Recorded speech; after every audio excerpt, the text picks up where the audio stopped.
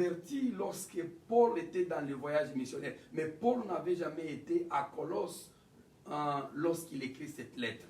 Mais il a appris ce qui s'est passé dans cette église. Qu'est-ce qui s'est passé dans cette église? Il y a, à ce moment-là, l'église s'est laissée entraîner par ou dans un relativisme religieux. Certains croyants dans cette église-là ont commencé à mélanger des éléments du paganisme et de la philosophie du monde avec la croyance chrétienne. Paul a appris cela. C'est comme ça qu'il a pris la lettre, le stylo, pour écrire la lettre aux Colossiens. Parce qu'il y a quelque chose qui s'est créé au sein de l'église des Colosses. Les Colossiens avaient Christ en eux. Mais à un moment donné, il y a des gens peut-être qui se sont introduits où les mêmes croyants qui étaient là ont ramassé certaines idées. On appelle ça le syncrétisme. C'est une combinaison d'idées appartenant à la philosophie et à des religions diverses. Et aussi le paganisme et les différents courants du judaïsme et la pensée grecque. Ils ont mélangé ces choses-là avec la foi chrétienne ou la vérité chrétienne. Paul a appris. Oui, quand on prend le syncrétisme, ça aboutit maintenant aux erreurs au sein de l'église de Colosse, ce qu'on appelle hérésie. C'était le résultat de tout ce qu'ils ont mélangé. Et ils mettaient en place un type d'enseignement qu'on appelait gnosticisme. Et cet enseignement prévoyait que vous devez avoir ou bien acquérir des connaissances particulières. Et des connaissances que vous devriez acquérir poussaient aux croyants de nier que Christ n'était pas Dieu et Christ n'était pas le Sauveur. Alors, pour combattre toutes ces bases, toutes ces erreurs-là, Paul a écrit. J'ai relevé quelques éléments qu'il a voulu démontrer à l'église de Colosse. La première chose, Paul voulait montrer aux Colossiens que Christ était Dieu. Il y avait la divinité de Dieu en Christ. Il avait la relation avec le Père. C'est pourquoi, étant Dieu, quand il était mort, il est ressuscité. Par sa résurrection, Christ est capable d'effacer le péché des gens. Et par Christ, on obtient la vie éternelle. Tel que vous, Colossiens, en étant unis à Christ par la foi, seule la relation continue avec Christ vous procure la force nécessaire à la vie. Pas ce que vous avez commencé à ajouter là. Christ, c'était Dieu incarné en lui. Et il est le seul chemin menant au pardon et à la paix avec Dieu. C'est ce que Paul insistait dans les livres qu'il a adressés aux Colossiens. Deuxième chose, il insistait aussi sur les relations. Parce que vous avez Christ, vous devez avoir des relations entre vous-même, frères et sœurs, manifestant l'amour dans le corps du Christ. Troisième chose, il a essayé de démontrer que ces enseignements-là qui se sont glissés au sein de l'église de Colosse, c'était une futilité. Ce sont les enseignements du monde. Pourquoi il disait ça? Il comparait cela au projet de Dieu pour les croyants. Quel était le projet de Dieu? C'était sauver l'église, sauver le peuple, sauver des personnes. Comment ils peuvent être sauvés? En croyant en Jésus. Parce que Jésus-Christ était l'incarnation de Dieu Tout-Puissant. L'autre chose, Paul a encouragé les chrétiens à rejeter toutes ces doctrines. Ce sont les faux enseignements qui n'ont que l'apparence de la sagesse et à vivre dans l'union avec Christ. Vous rejetez tout cela, mais vous restez dans l'union avec qui? Avec Christ. Écoutez, sur le fond d'enseignement théologique de Paul, il aborde des considérations pratiques. Il expose ceci. la divinité de Jésus-Christ, la mort et sa résurrection des morts, quand quelqu'un ouvre la porte et Christ entre, il a la vie éternelle. C'est ce qui fait que Christ en lui, on a maintenant une assurance de la destinée éternelle. C'est le verset là que j'ai ramassé. Parce que vous avez Christ en vous. Vous avez la foi en vous. Notez, frères et sœurs, il y a une espérance qui vous est réservée au ciel. Amen. Il y a le verset que beaucoup de gens prononcent souvent, Christ en moi, l'espérance de gloire. Bien d'autres personnes interprètent de leur façon, Christ en moi, c'est une espérance. Ce qu'on espère, on ne l'a pas maintenant dans le physique. Ce qu'on espère, on attend la voir. Ce qu'on espère est encore loin. Christ en moi, c'est l'espérance de gloire. Quand il apparaîtra dans sa gloire, pour tous ceux qui ont Christ en eux, ils paraîtront avec lui. Amen. Quelque part, la Bible, c'est Paul qui le dit. Ce que je serai n'est pas encore connu. Mais une seule chose, à moi, je sais, quand Christ apparaîtra, je lui serai semblable. Parce que vous avez la divinité en vous, et vous avez l'assurance de la destinée éternelle, écoutez ce que Paul leur dit. Vous devriez maintenant avoir vos pensées au ciel.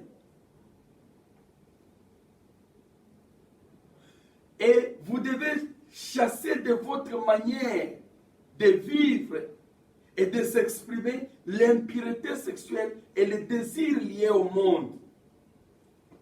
Quand vous chassez tout cela, qu'est-ce qui reste? Faire régner dans votre vie l'amour et la vérité et la paix. Ça, ce n'était qu'une introduction juste pour vous mettre sur la page de ce que je vais dire. Je pense que nous nous entendons très bien. Nous sommes chrétiens. Je n'ai pas fondé l'Église, la conquête. Mais je n'ai pas appris. Mais moi-même, je suis venu. Je ne connais pas ce qui se passe au sein de l'Église, la conquête. J'aimerais vous faire voir tout ce que vous pouvez entendre comme enseignement pour vous donner des connaissances, des pratiques, des choses de ce monde. Ce n'est pas ça Christ. Christ reste Christ. Amen. Jésus-Christ a incarné la divinité en lui. C'est de celui-là que je suis en train de parler ce matin.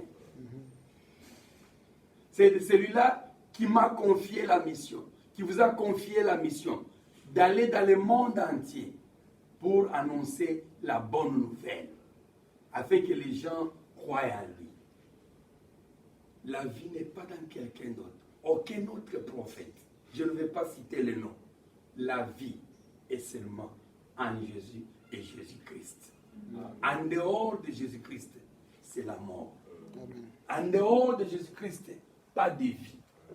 En dehors de Jésus-Christ, il n'y a aucune espérance que vous pouvez attendre après votre mort.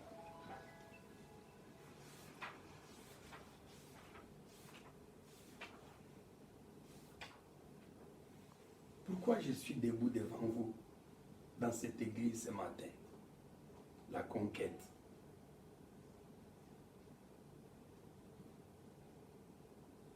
Pourquoi? La raison pour laquelle je suis ici ce matin, c'est la mission même de tout chrétien.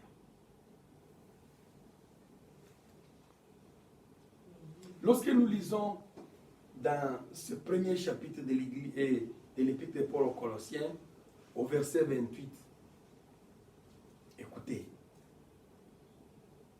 c'est lui que nous annonçons en avertissant et instruisant toute personne en toute sagesse. Celui dont on dit c'est lui que nous annonçons, c'est Jésus-Christ.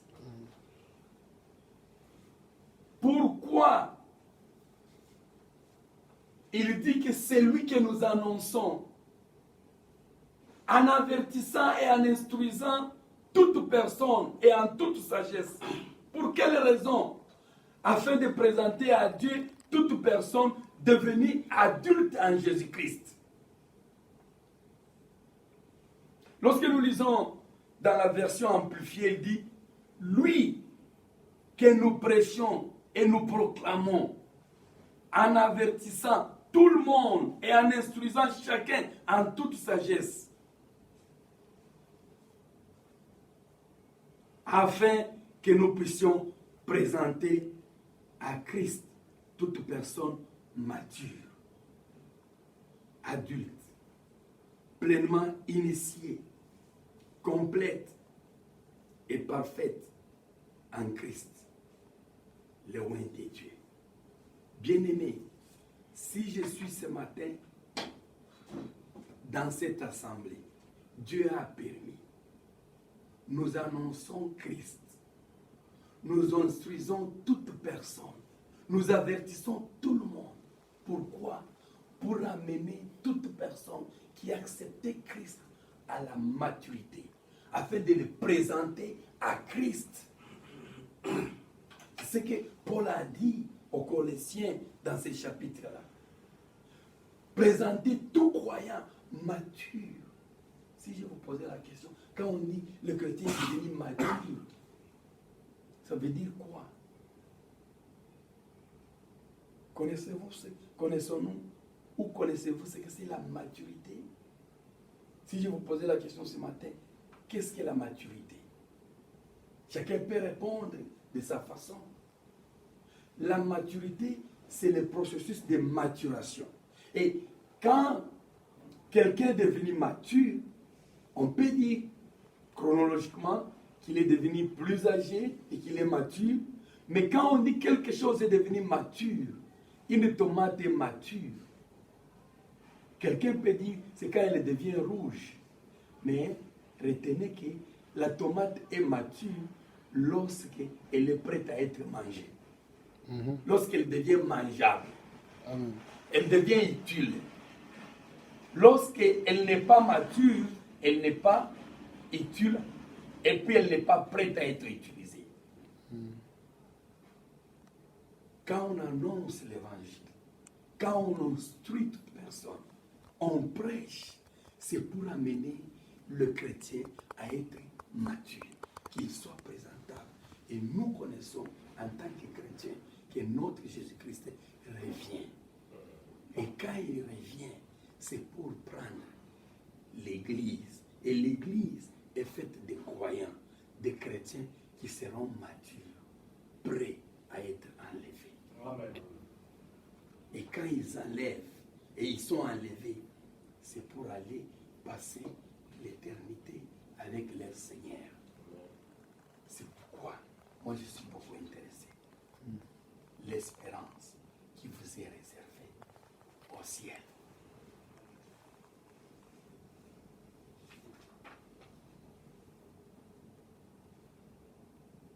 J'ai quelques questions. Peut-être vous pouvez ou ne pas répondre à ces questions-là.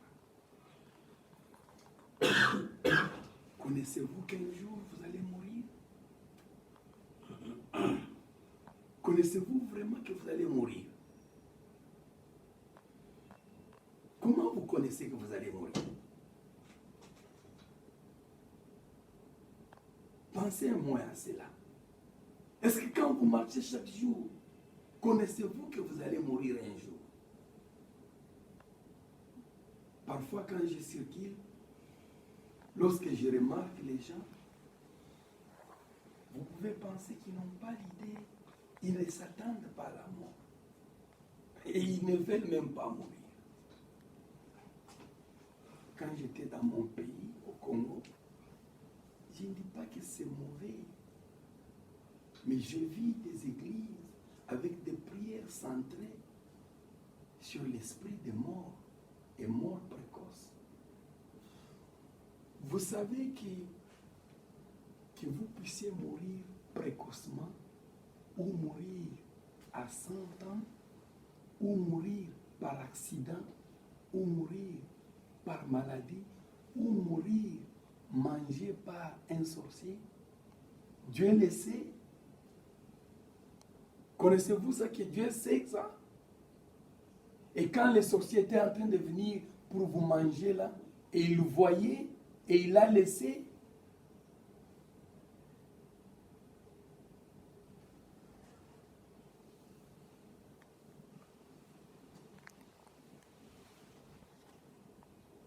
Pensez lorsque la Bible dit Adam connut Ève et engendra Caïn. Adam connut Ève et engendra Caïn. Connu là, c'est le verbe connaître au passé. Ce que je vous ai posé, est-ce que vous connaissez que vous allez mourir? Si vous connaissez que vous allez mourir, les gens peuvent remarquer, non, il connaît qu'il va mourir un jour. Quand Adam a connu Ève, quelle était la suite, la conséquence? Il a engendré Caïn. Il y a une connaissance qui ne donne pas de conséquences. Mais quand Adam a connu Ève, cette connaissance a engendré quelque chose. C'est de cette connaissance dont je suis en train de parler. C'est pourquoi j'ai posé la question, est-ce que vous connaissez que vous allez mourir un jour? Une autre question. Quand vous êtes assis ici, êtes-vous un citoyen chinois ou un résident en Chine? Connaissez-vous que vous êtes un citoyen chinois? Vous connaissez? Je suis sûr que vous connaissez que vous n'êtes pas un citoyen chinois. Je sais que vous connaissez que vous êtes un résident temporaire. Mais comment connaissez-vous que vous êtes un temporaire? Comment connaissez-vous que vous êtes un temporaire? Et qu'un jour, vous serez obligé de quitter ce pays?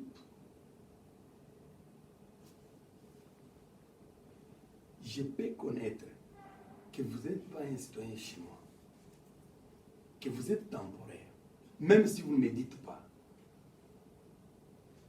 Mais vous connaissez.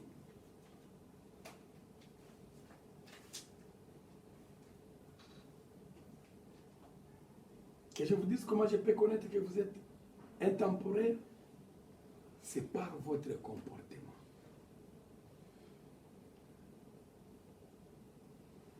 Est-ce qu'un temporaire peut se permettre, peut-être, est-ce qu'il peut se permettre d'acheter un grand building, même s'il a des millions, connaissant qu'il est intemporaire? Est-ce que c'est vrai ce que vous dites? Il ne peut pas?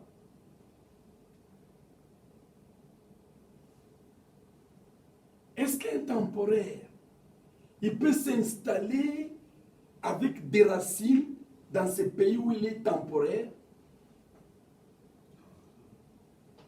Maintenant, connaissez-vous que vous allez mourir un jour?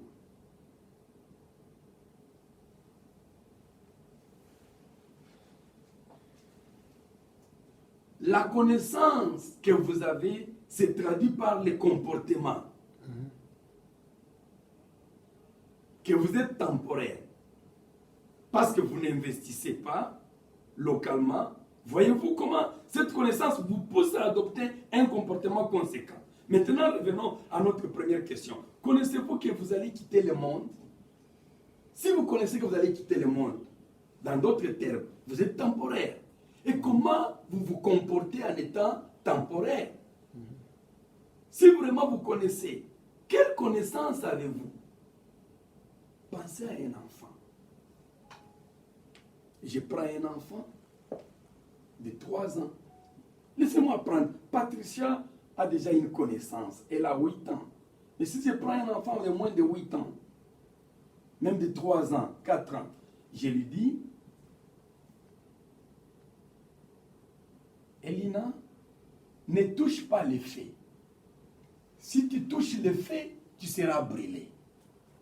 Est-ce que l'enfant connaît que si elle touche le feu, elle sera brûlée? Non. je lui ai parlé. Je lui ai dit que ne touche pas le feu.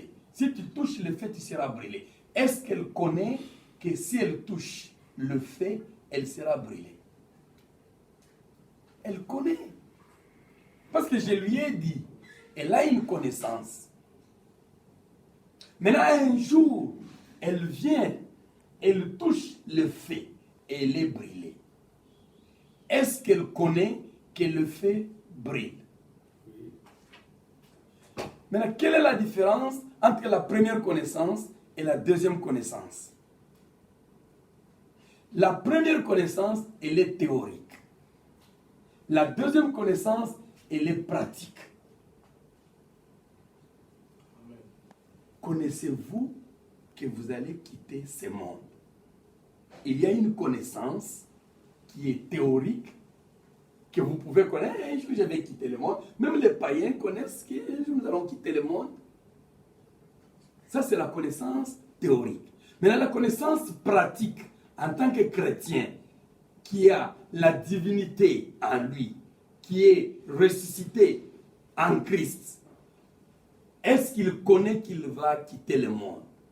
Cette connaissance doit être pratico-pratique.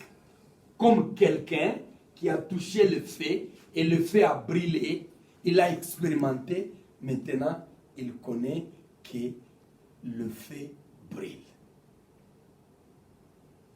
Si vous nous remarquez en tant que chrétien, Paul dit aux Colossiens, quand Christ habite maintenant en vous, vous avez une espérance qui vous est réservée au ciel. Mais maintenant, laissez votre manière de vivre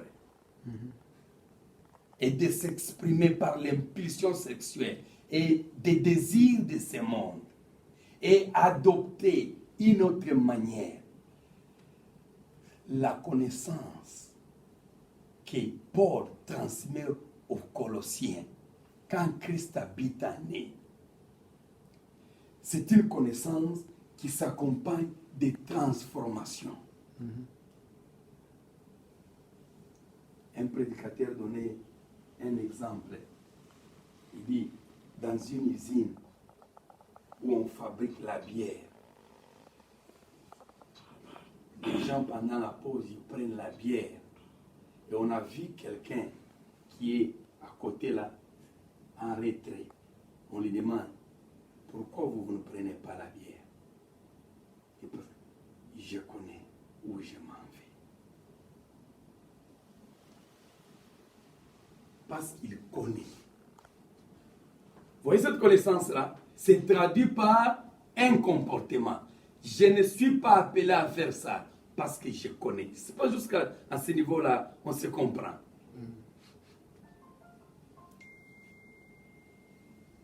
Est-ce que vous connaissez qu'un jour vous allez mourir?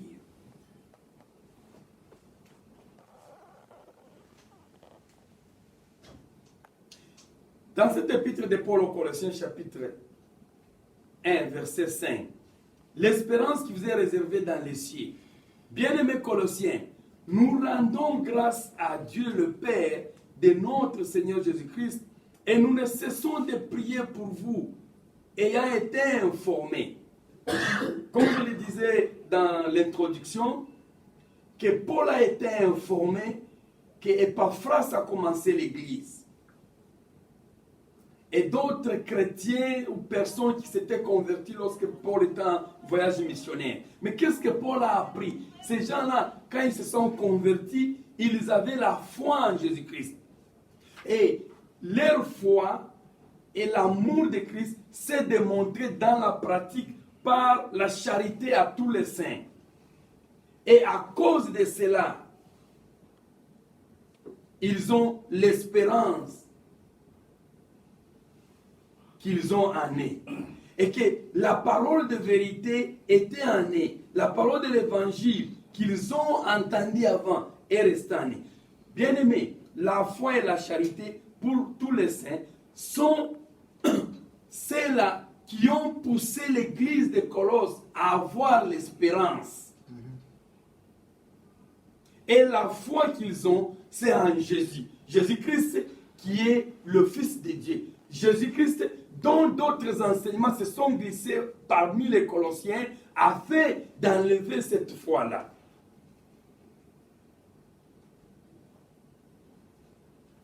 Pour les chrétiens, écoutez, chrétien que vous êtes, que je suis, l'espérance est un moteur qui permet de jeter sur chaque élément,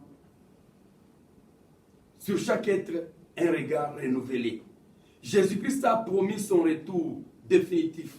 Nous sommes les enfants de Dieu. Nous avons la certitude qui transcende nos moindres petits actes de tous les jours. Et chaque réalisation humaine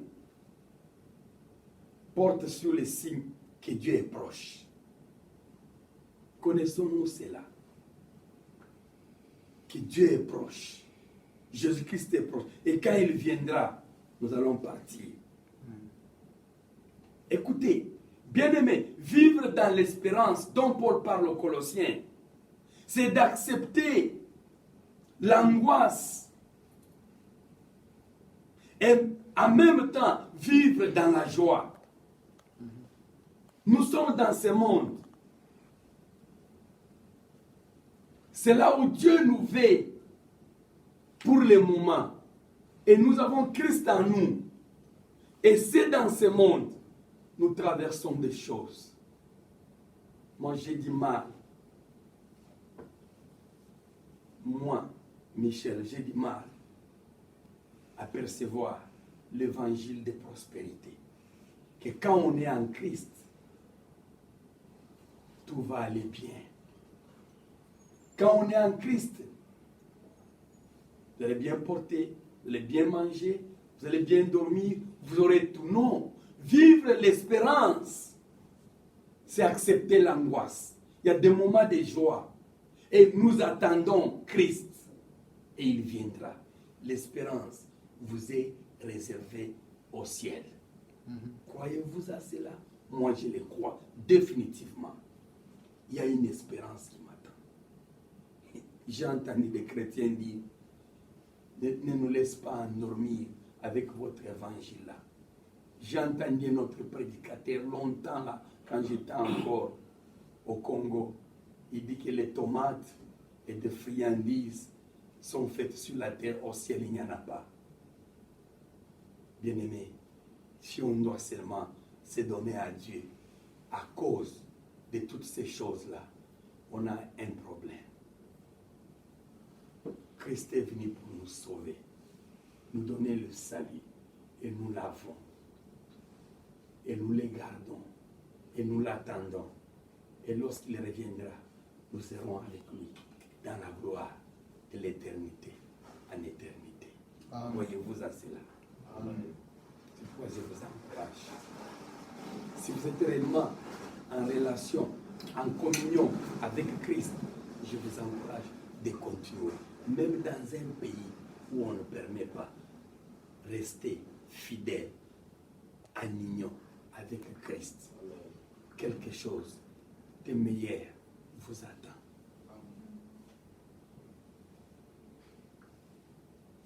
Quand j'étais encore très jeune, je n'avais pas ce corps. J'étais vraiment beau. Je pense surtout quand j'étais bébé. Maintenant que j'ai grandi, regardez seulement, ça commence à tomber. C'est un signe que ceci va finir. Vous pouvez faire la chirurgie plastique. Vous pouvez tout faire bien manger. Un jour, ça va partir. Est-ce que vous avez l'espérance? Ce qui donne l'espérance, c'est Christ. Est-ce qu'il est en vous? Est-ce que vous le connaissez? J'ai beaucoup insisté sur la connaissance, juste pour vous amener à ce que je suis en train de dire. Il y a connaître. Vous pouvez avoir toutes les connaissances en rapport avec la Bible et tout ça. Ce n'est pas de ça qu'ils sont en train de parler. Une expérience avec lui. Il est dans le cœur.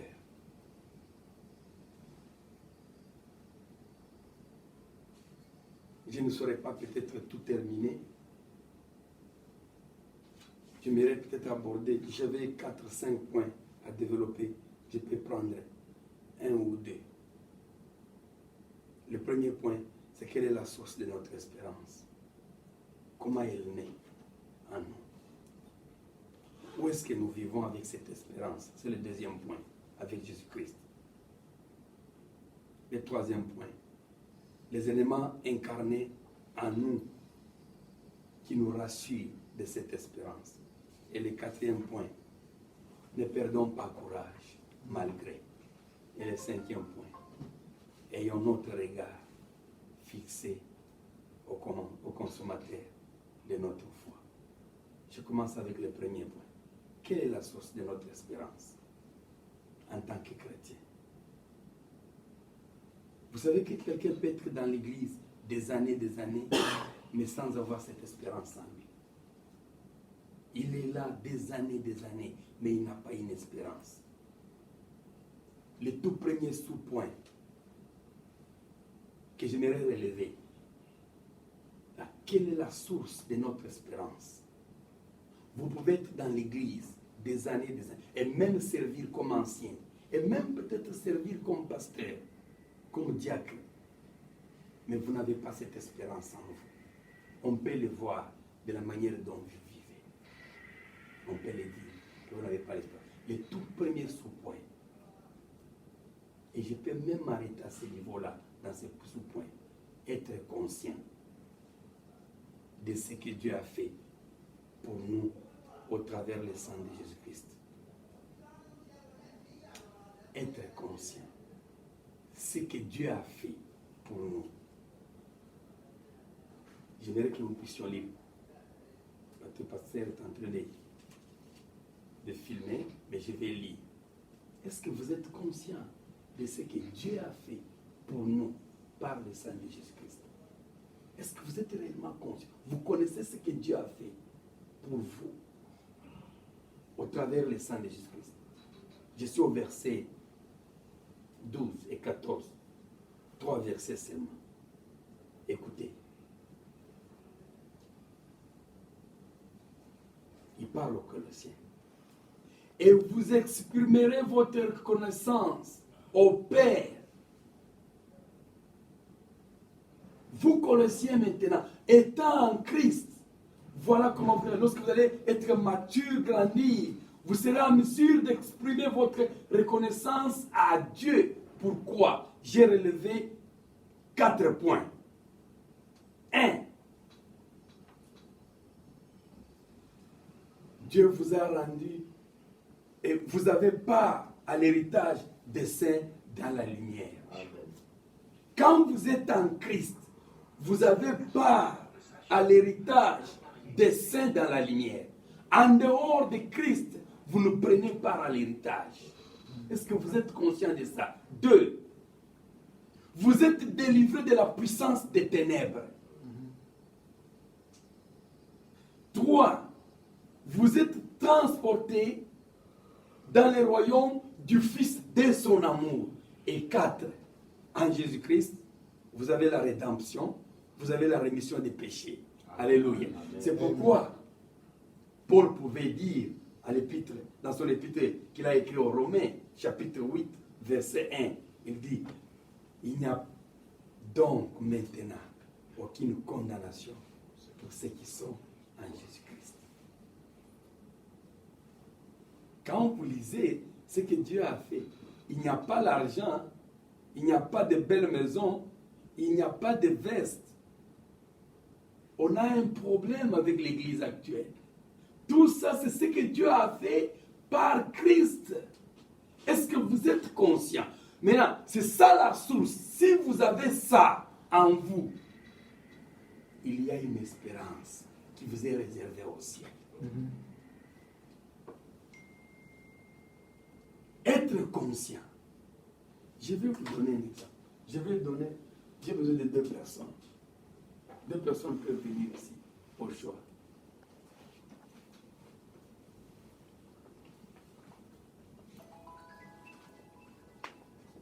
Ça, c'est un verre d'eau. Ça, c'est un verre d'eau.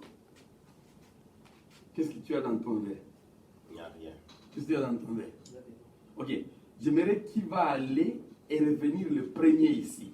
Allez à la route là et puis revenez. Je vais revoir. Courez, c'est une compétition. Je vais donner un cadeau. Faites rapidement. Non, respectez, allez jusqu'à la route et puis vous courez. Faites la compétition et puis vous revenez. Faites la course et venez voir celui qui vient.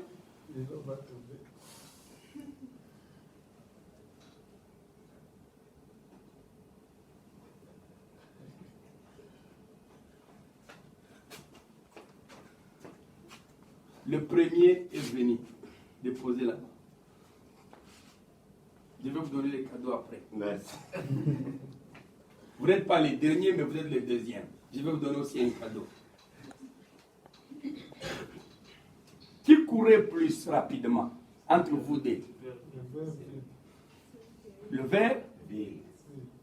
Qui courait lentement? Qui avait l'eau? Ok, dites-nous, les gens vont entendre. Pourquoi vous ne couriez pas vite? Parce qu'il y avait de l'eau dedans. Pourquoi vous ne voulez pas perdre de l'eau? Écoutez, lorsque vous êtes vide, il y a un vide en vous. Vous pouvez courir tel que vous voulez. Vous pouvez faire tout, aller dans les vitesses, vous prostituer, faire tout ce que vous pouvez faire. Parce qu'il y a un vide en vous.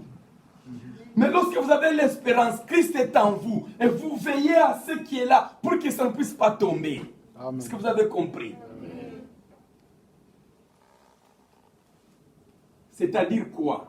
La présence de l'eau change le comportement. Ce que vous transportez modifie votre comportement. Est-ce que vous transportez quelque chose? Maintenant, vous avez compris? Est-ce que vous connaissez que vous prenez part à l'héritage des saints? Est-ce que vous connaissez qu'il vous a transporté dans les royaumes de son Fils?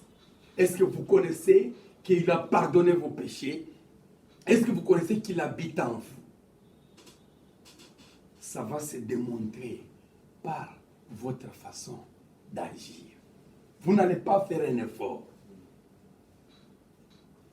Quand vous portez un pantalon blanc, propre, au Congo, j'en ai porté, même de l'autre côté, j'en porte parfois. Avant de vous asseoir, vous vous rassurez que c'est propre. Maintenant, vous pouvez vous asseoir. Ce monde ici n'est pas à nous. N'est pas à nous. Dès lors que nous sommes devenus chrétiens, dès lors que Christ habite en nous, ce n'est pas à nous. Nous sommes temporaires. Maintenant, revenons à la question. Connaissez-vous que vous êtes temporaire? Comment vous connaissez? Regardez, vous pouvez connaître que vous êtes temporaire, mais comment vous connaissez? Il y a connaître et connaître.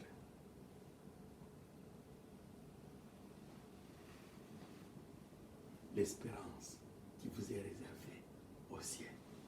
Bien-aimé, j'aime garder ça.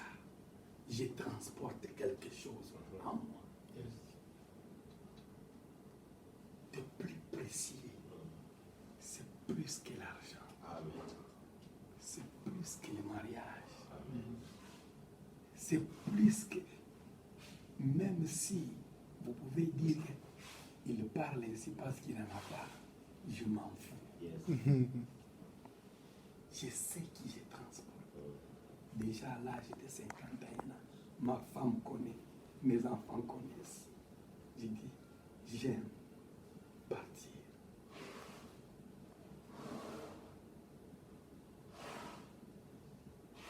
Paul a dit ça. Pour moi, j'aime m'en aller. C'est plus important. Mais parce que Dieu me veut encore parmi vous. Est-ce que vous comprenez quand vous transportez cette histoire? Vous allez chasser les esprits des morts. Vous êtes tranquille. Et il y en a beaucoup. Et il y en a pourquoi. Et il y en a moi. Je suis prêt. Parce que je transporte quelque chose. Et mon âme, et mon âneté, je transporte quelque chose. Un document, pas de document, je transporte quelque chose. Est-ce que tu es conscient de ça? Est-ce que tu connais ce que tu transportes? Quand tu entends cette façon de parler-là, est-ce que tu as encore raison de garder tous les soucis que tu as? Quand j'étais à Kinshasa, j'ai entendu les gens dire Toyokotika Bamosos Namokilio. Banani Oyokotika. C'est parce que tu n'as pas ce que tu cherches là. Mais tu peux encore dire ça?